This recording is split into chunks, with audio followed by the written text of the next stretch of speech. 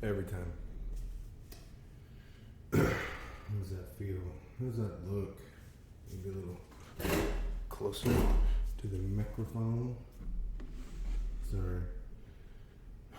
So, even though this is what I guess would be my studio space, it is also the garage. So, I'm not the only person who uses this or should use this space. So, and you know what? Honestly, I just did some painting back here like the other day, so it was probably me who moved this stuff around. So before I get to talking a bunch of mess, we'll just leave that alone. Welcome back to the It Bees Like This podcast, or It Bees Like That podcast. It actually kind of fits for my last few days. It just bees like this. Just pointing toward an overall feeling of, I don't know, it just bees like this sometimes. So, set up for this episode, I had on my mind the topic of patience. Now, when that word comes to mind, or when I say that word, two things come to mind. The first being, in the version of the Book of Virtues that I first encountered, patience, in fact, was not on the list of virtues, although it should be. Granted, this was 25 years ago, so it could be that book has been amended and patience, as it should be, has been added to the list of virtues. Who knows? The other thing that comes to mind when I think of patience is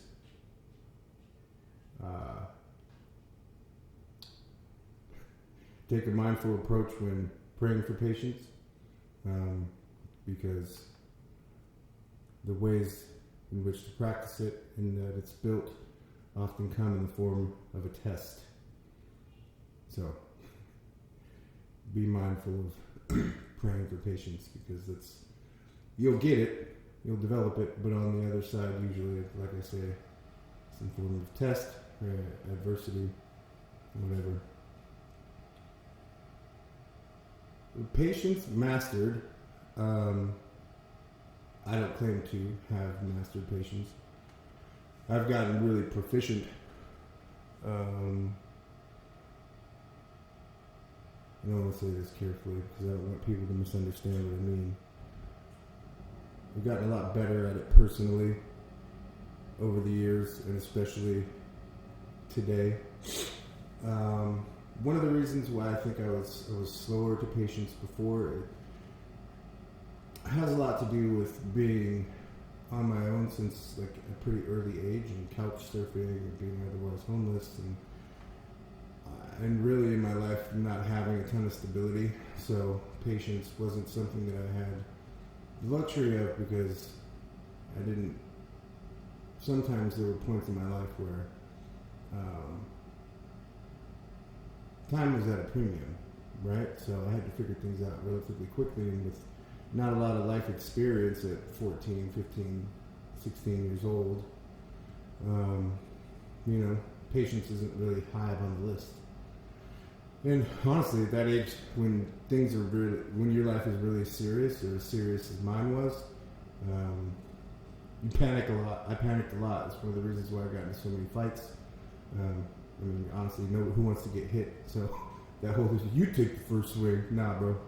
You make me anxious enough. I'm gonna hit you, and a lot. That's how it used to be anyway. Nowadays, I feel like you can pretty much avoid anything by just minding your business or walking away. But as life went on, and as I reflect on points in my life where I had a harder time utilizing patience, anything from it usually came is more of a struggle dealing with people, right? Because I've been disappointed so many times in my life that I had to come up with a way to protect myself. Now, whatever that looked like at different points, it doesn't really matter, but at a certain point, a person should realize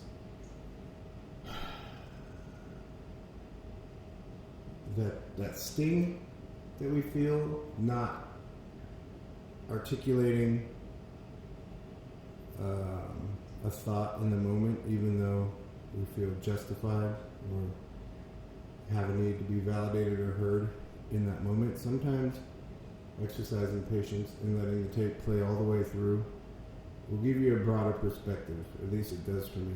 And it allows you to think a bit more, right? Sitting with things a little longer, you know, as long as we are careful not to fall off the cliff of catastrophizing and awfulizing, but we are more careful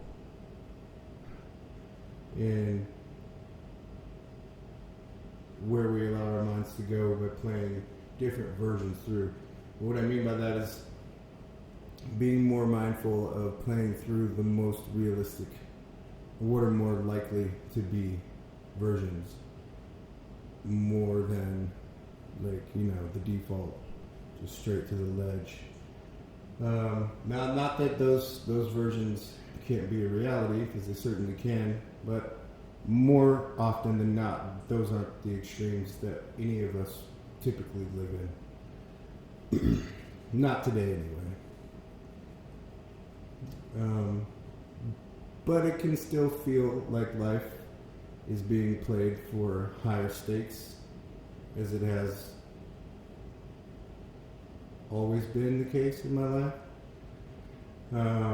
One of the, not to go off on too much of a tangent, but I feel like these things kind of tie together. So, growing up, I saw masters at work when we're talking about manipulation. Now, I'm not saying that I perceive everything and see everything, and I have a mind to say that to live that way, to always be on guard that way, and that's exhausting, to be hyper vigilant like that. But there are parts of that just about will never leave a person, and I know that's certainly true in my case.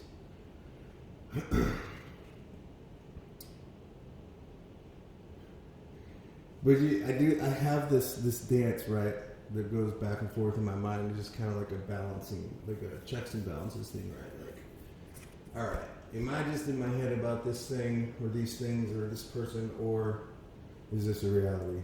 So I have this weird ability just to remember, and I think it's because it was oddball shit, especially if it relates to something later on down the road. But just little comments, boop, that didn't fit the context. I'm like, that was a weird thing to say in this context. But for some reason, those get logged, right? And then, for example, I'll perceive a behavior, whatever you want it to be, and then I'll be like, oh.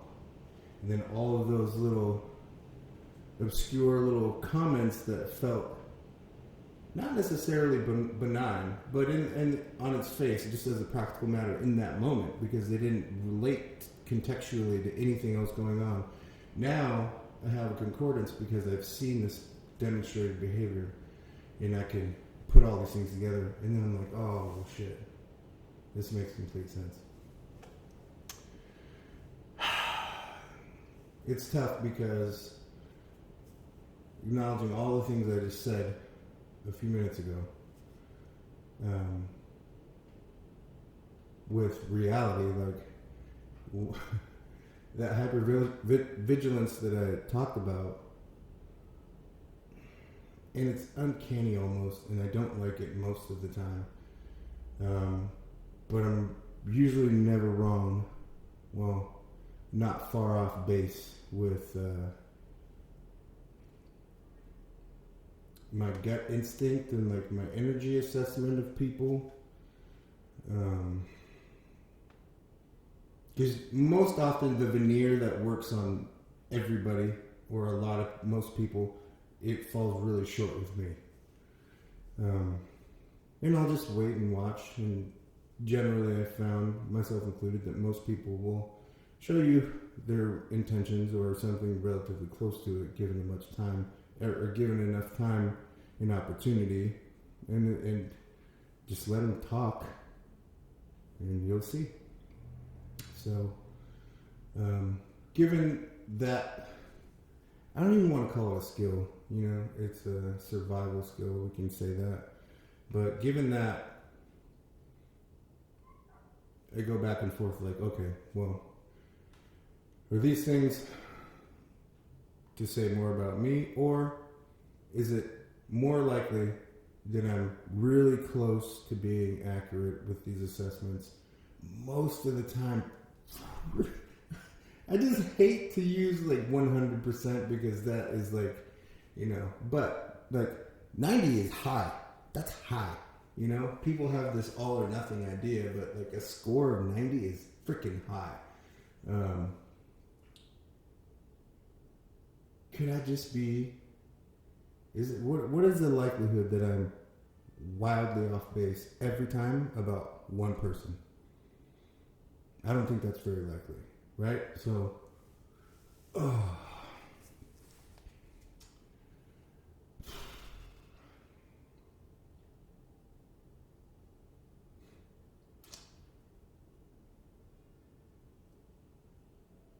exactly.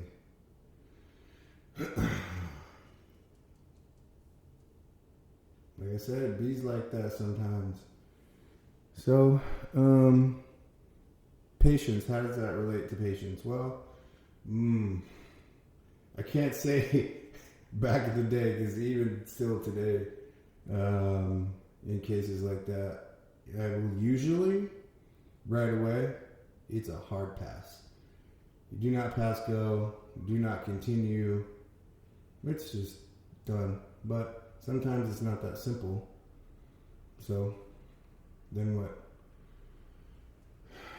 Patience. Process things.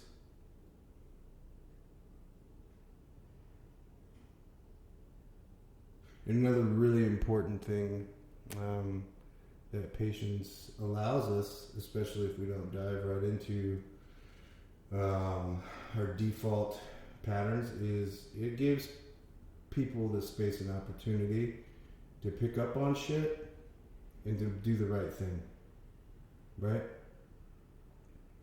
But that's dangerous too, because not all the time are people going to be willing, you know.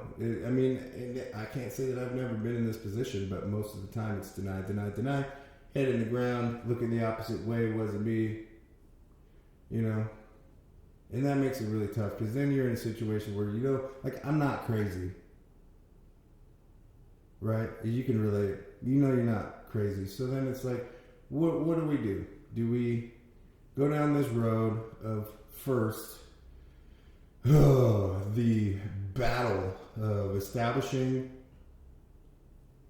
facts, right? Like, this happened.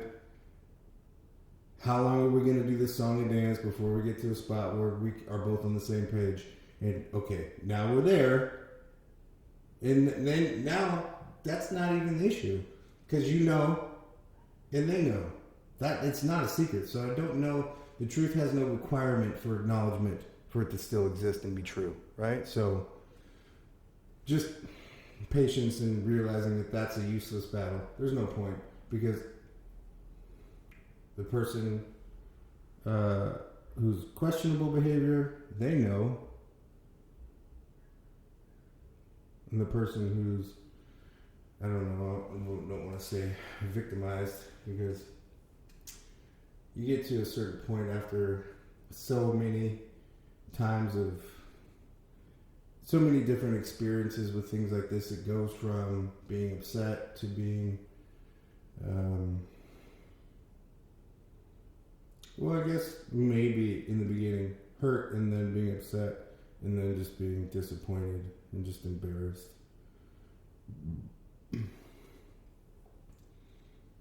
But yeah, so patience and understanding that there's no value in an argument of, are we really going to spend all that energy just to get to a point where we're both on the same page and acknowledging, like articulating out loud what we both accept and already know to be true? Oh, that's a rough one. No. So we're not going to do that, right? But then that leaves you with, well, then what are you going to do about it? That can be a tough one. That can be a real tough one because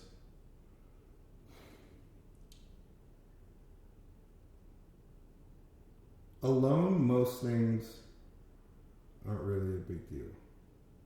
Isolated to one, maybe two, even a few instances, but to have a steady diet of something,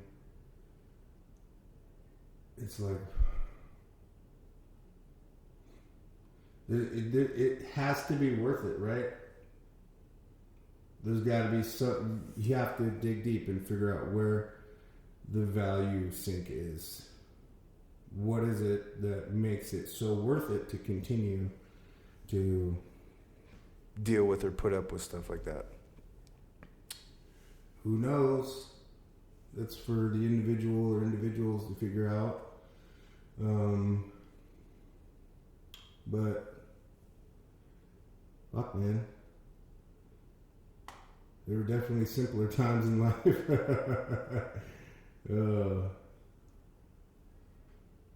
So what do we do as men?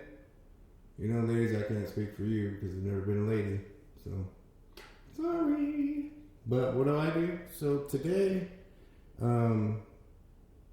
what I used to do, what I would do before, is I didn't really care. Like we could have the fight and argument. Yeah, let's do that. But then I'm gonna just go. I'm gonna go do my thing. I'm gonna go.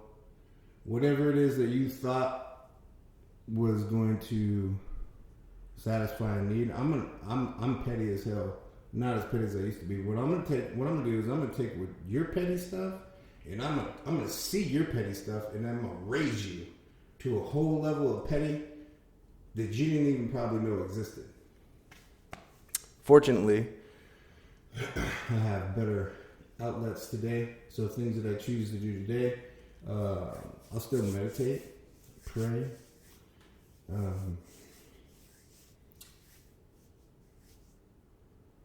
I think I'm gonna find a sponsor. I haven't had a sponsor in quite a while. But that's tough though, because then you try. You get let down so many times by people. It's really tough to find it in your heart to trust people again. Because these are like your. You can't just give this stuff out freely, man. But anyway, go to the gym. That's definitely. Oh, because I can. That's that. Oh, that tangible. I can feel it. And everything's doing the same thing at the same time. And I just like. I have this force resisting me. And just it's a battle. It's a battle. A lot of people will hear words like that and think that it's corny, but if you know, you know. The looking good part, that's all great, And I do have plans to compete a couple of times next year. But this part, the therapeutic part, like the spiritual part, there's so much value in it for me.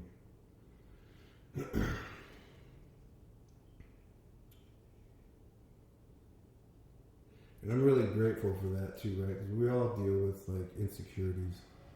And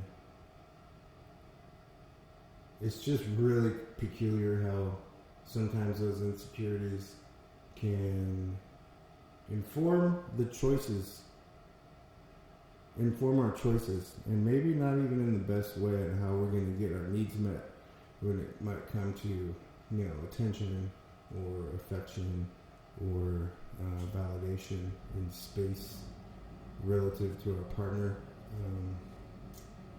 It's really wacky what insecurities how they can inform us, or our decisions rather, in the moment can, from an outside perspective, you would think that people are having an out-of-body experience because you're blown away by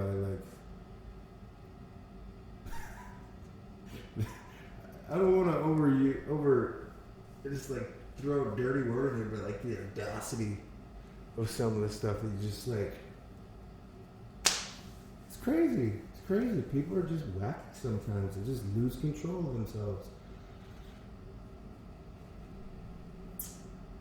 So again, patience, and withdrawing from things, not so far that you withdraw into yourself to an unhealthy level. But I think that sometimes it's good to reflect, just kind of bring things back in, reflect on things, and definitely let emotions process, in a natural way. Pray about it, offer it to your higher power. And some things aren't for everybody. That's why I like getting a lot of details. But some things aren't for people. Just kind of generally speaking, on a human experience. And I guarantee you that if you're listening to this, if you listen to any of my shit, you probably go through a lot of the same stuff that I've been through in life. So, or have some of the same thoughts and whatever. So, this doesn't feel weird or out of place, but